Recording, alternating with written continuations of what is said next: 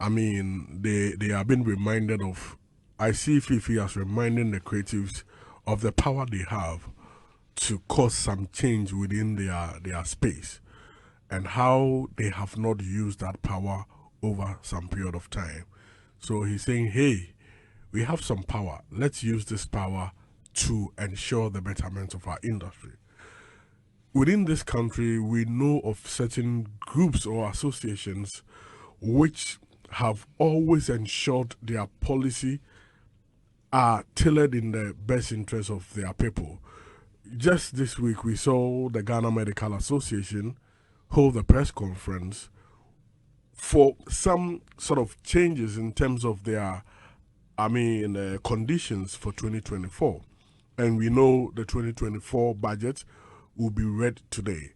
So within the weeks to the 2024 budget to be read, they have come out to state certain positions.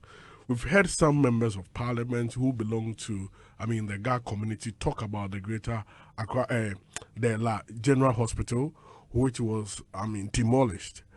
And there has been other groups, TUC among other groups, coming up to push their interests. On our side, we are also part of the budget which will be read today by the finance minister. When you say our side, I'm talking about the creative arts.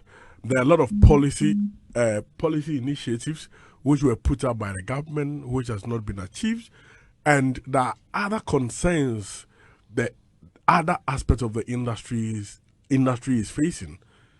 I have not heard them prior to the reading of the budget raise some level of activism to say that we want to see this in 2024. Because if that is not captured in the budget, then it will be Crocodile the John for you. It is about time that. Are you very sure we will be mentioned? Come again? Are you very sure we will be mentioned? That is why I'm saying that ahead of the budget reading, creatives have been quiet, as if there is no problem in that. But what do you expect us to do? You need to bring attention. You need to create awareness. You need to. When the issue of the National Film Authority, when there was that bit of delay, you saw how people in that sector went to demonstrate at the ministry for certain number of times, and it caused them to pass that. As of now, the fund, after it was passed, the fund that was set up in the authority has not been forthcoming. However, those in the film industry are quiet over it. We know of the Creative Arts Bill, which was passed. There was a need for executive instrument to operationalize it. Though the committee has finished its work, Frankie Five was passed, and there was this actor who was leading member of the committee, and I know some other people who were part of the committee which worked on it. Up to now, that aspect has not been passed, and because of that, the bill which has been passed by Parliament for like 2 or 3 years is not operationalized. So, why were you pushing for creative art bill to be passed? Because after it is passed, it doesn't end there. And we are going to read 2024 budget. There is no call from the creative art.